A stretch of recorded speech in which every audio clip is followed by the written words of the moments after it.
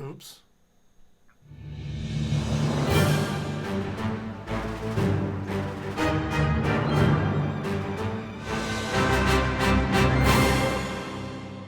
Hello, friends. Welcome back to the show. So glad to see you all once again. All of you that are returning to my channel, that have subscribed and watched these episodes time and time again, I so appreciate it. And if you're new here, and this is the first time you've clicked on my video, well, welcome. I'm glad to have you here as well. I hope that you're going to enjoy the type of content that we're putting out on this channel, where we review each and every episode of a popular show that we grew up on. And right now we're working our way through a series of Batman Beyond. So if this sounds like something you might enjoy, then please consider hitting that subscribe button and the like button while you're down there, because today we're talking about the season 1 finale, Ascension, which originally aired on May 22nd, 1999. It's in everyone's best interest to have me out of your hair as quickly as possible.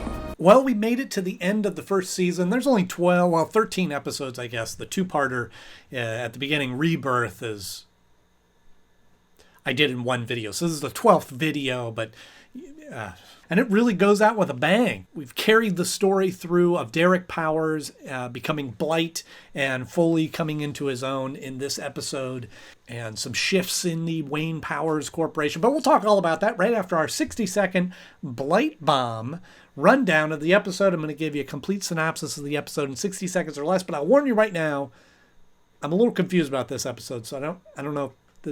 This is going to be tough. We'll see.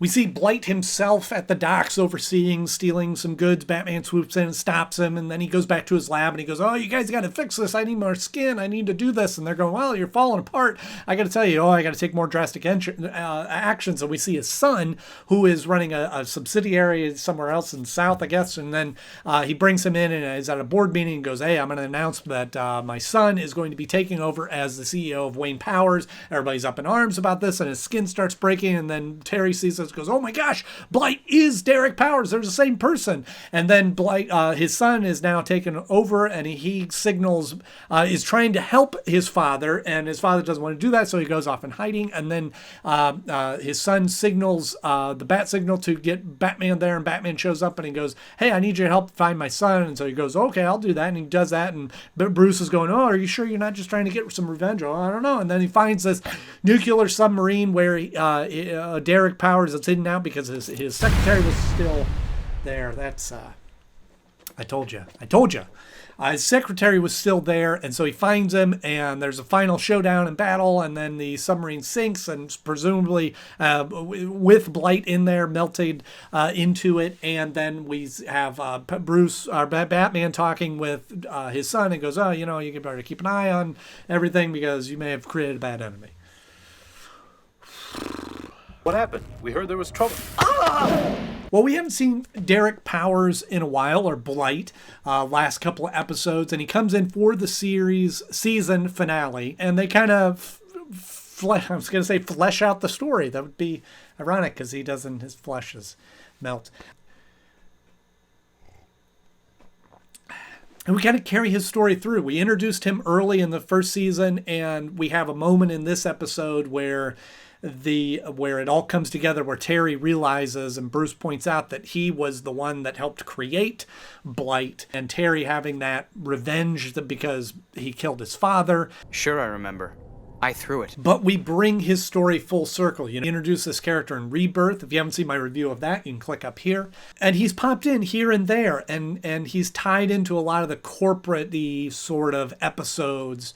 But we really haven't seen him embrace Blight. He's been trying to hide this nuclear aura around him. He's been trying to hide that. But now we finally see him just fully becoming Blight in this episode. I am poison! And putting his son in power to take over the Wayne Powers operation. And his son doesn't seem to be a whole lot better than he is. Like father, like son, I guess. Be ready to kill him too. I do think it's funny when he's talking with his son in the back of his car that he goes, oh, I got to explain what's going on here. And then he peels off a piece of his skin that, I've pulled my hair. That hurt. Okay. But he pulls off a piece of his skin to show the glowing nuclear effects underneath. As if the missing eyeballs and green glowing wouldn't be enough, that he has to pull off his skin too. Dad, your eyes. And I do have to say, like, that effect, the way they animated it, even as simple line drawings as they are, like, is really disgusting. Something about the skin cracking and this green glow coming out of there is very effective. He is a weird looking guy. You animals! Not unlike Metallo.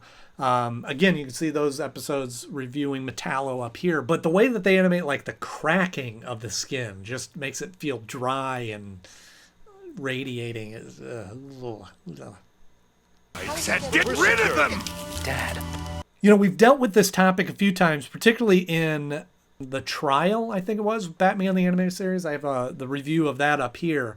The idea of Batman creating villains or villains creating Batman, and certainly there's some villains that Batman's directly involved in creating, and it seems like Bruce always has some sort of extra commitment to those villains that he had a cause in, a hand in creating, and is there's been a lot of episodes where he is trying to help them reform and get their life back together and become a whole person again. And it's interesting, another opposite, another dynamic here in the episodes is Terry finds out that he was a part of creating Blight from Derek Powers and shows no remorse. It's as if he feels absolutely no issues with creating this villain. This guy had my father murdered, and all he's done since is hide from the law.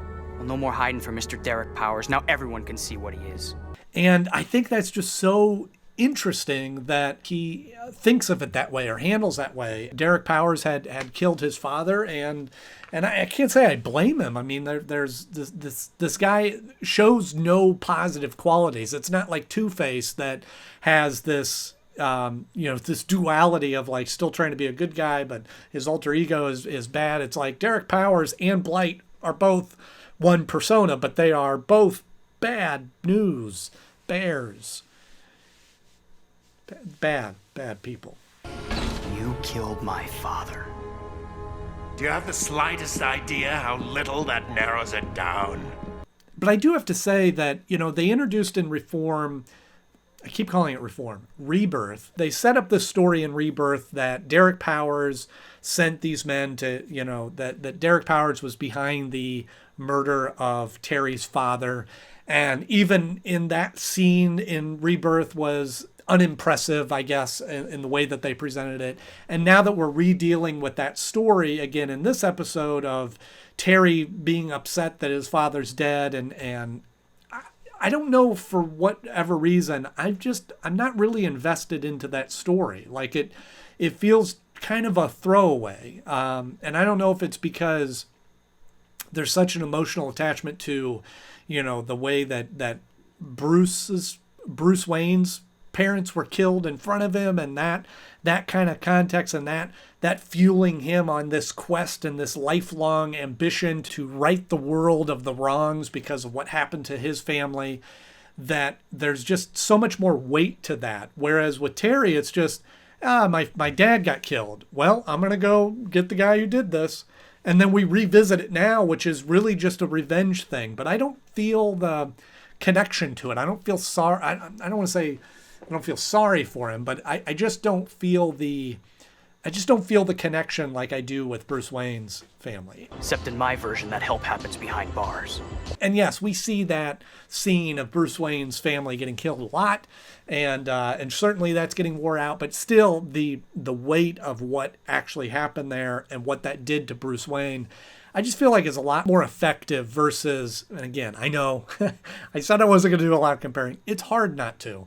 But we have Terry that, we haven't really spent a lot of time in these other episodes talking about Terry's dad being killed, and really hasn't been a motivating force in Terry's quest to become Batman or being Batman. But it's just sort of revisited when he's like, oh yeah, Derek, he's the one behind it. I'm going to go get him. You mean I made him that? You may have. When I saw the bat signal in this episode, it reminded me that we haven't had the bat signal. That's not been a component of the new Batman. And I guess I sort of didn't miss it. It wasn't, I think that the conversations between Batman and Jim Gordon by the bat signal, like obviously that dynamic doesn't exist in here. And we've got Bruce Wayne kind of serving that Jim Gordon role in the sense of like sending Terry out on these missions or sending Batman out on these quests and these missions that he's got to take care of. That is kind of took place of that. And certainly there's moments where Batman just sort of shows up on what's happening and just by happenstance. But seeing the bat signal in this episode was kind of a reversal. Like Terry said, don't do that. Was kind of a different dynamic where it was the bad guy going, hey, I need your help to do this. Actually, something else just came up. What? Look out your window. I don't know if you read about it in history books, that that's how they used to call Batman or what. Again, it's sort of antiquated technology to what they could do in the future. But I don't know, just kind of an interesting note that it's not part of this future world of Batman, and I didn't feel like I missed it. Next time, use email. Now, I do have to admit, I did look ahead and sort of ran across this information as I was researching for this episode, that this is the last appearance of Blight. So he was kind of the primary villain, not really even a villain. He was just sort of the primary adversary to Batman and kind of popped up here and there. And I felt like we finally at the end of the season get to see him fully fleshed out, but I guess that's it for him. He went down with the sub. He's gone.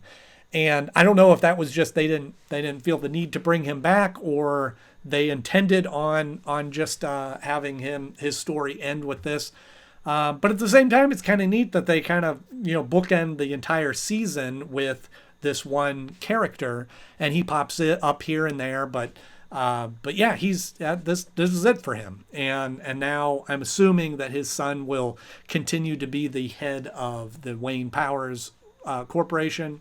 And we'll see more with that. I sort of hope his son doesn't also become a villain, but we'll see. I don't know. And maybe he can serve more of the Lex Luthor role. But there you have it. Blight, recurred in several episodes, and now and doesn't really do much. I mean, honestly, we get to see him fighting. We get to see him actually going head to head with Batman. But really, he's an unfortunate accident and is just trying to protect himself and not really trying to accomplish any crimes or anything like that. Just sort of there, I guess. So, he melted with the sub.